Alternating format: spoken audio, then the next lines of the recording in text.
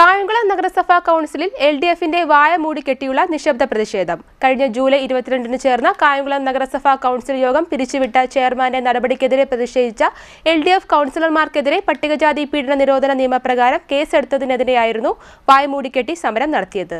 കായംകുളം നഗരസഭയിൽ LDF കൗൺസിലർമാർ വായ് മൂടിക്കെട്ടി നിശബ്ദ പ്രതിഷേധം സംഘടിപ്പിച്ചു.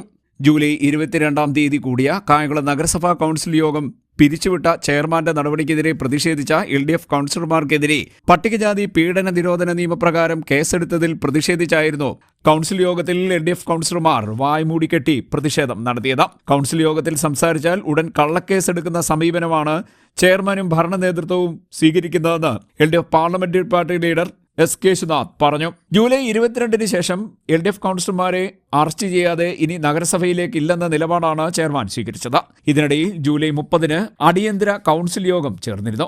അതിൽ നിന്നും ചെയർമാൻ വിട്ടുനിന്നു. 2026-2027 വാർഷിക പദ്ധതി ഭേദഗതികൾ ഉൾപ്പെടെ അംഗീകരിക്കുന്നതിനുള്ള കൗൺസിൽ യോഗം ചേരുന്നതിനുള്ള സമയം ജൂലൈ 30-നും അതിനുശേഷം ഓഗസ്റ്റ് 14-നും മുമ്പായി സമർപ്പിക്കേണ്ട സാഹചര്യമുള്ളപ്പോഴാണ് ചെയർമാൻ നഗരസഭയിൽ വരാതിരുന്നത്.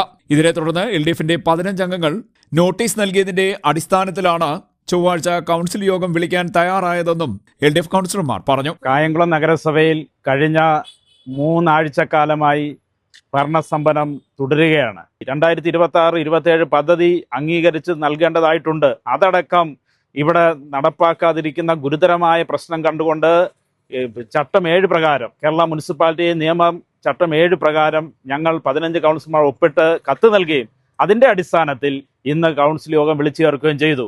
ഈ കൗൺസിൽ യോഗത്തിലും സ്വാഭാവികമായി ഇടതുപക്ഷ ജനാധിപത്യ മുന്നണിയുടെ കൗൺസിലർമാർ അവരവരുടെ വാർഡുകളിലെ സ്പിൽ ഓവർ വർക്കിൻ്റെ കാര്യങ്ങൾ അടക്കം സൂചിപ്പിക്കുമ്പോൾ ഇതെല്ലാം ഇവിടെ പറയേണ്ട കാര്യമില്ല എന്ന നിലപാടാണ് ഇപ്പോഴും സ്വീകരിക്കുന്നത്. അപ്പോൾ ബോധപൂർവം ജനാധിപത്യ സംവിധാനത്തെ അട്ടിമറിക്കുന്ന സമീപനമാണ് ചെയർമാന്റെ ഭാഗത്തു നിന്നുണ്ടാകുന്നത്.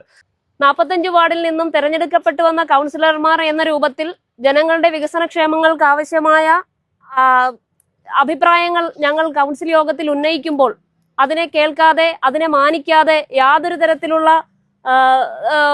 ഒരു അനുകൂല മനോഭാവവും കാണിക്കാതെ എല്ലാം പാസ്സായിപ്പോയി എന്ന് പറഞ്ഞ് ഇറങ്ങിപ്പോകുന്ന ഒരു പ്രവണതയാണ് ബഹുമാനപ്പെട്ട ചെയർമാന്റെ ഭാഗത്തു നിന്നും UDF ഭരണ സംവിധാനത്തിന്റെ ഭാഗത്തു നിന്നും ഉണ്ടായിക്കൊണ്ടിരിക്കുന്നത്.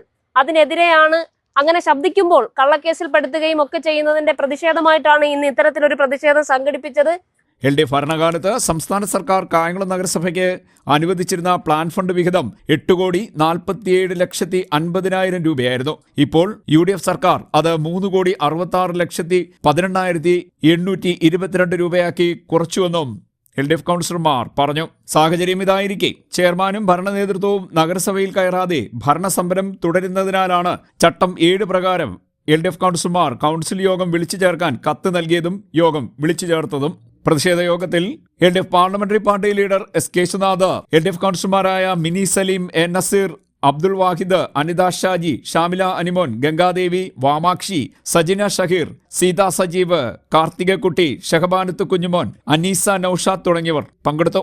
CDNet news Kayamkulam.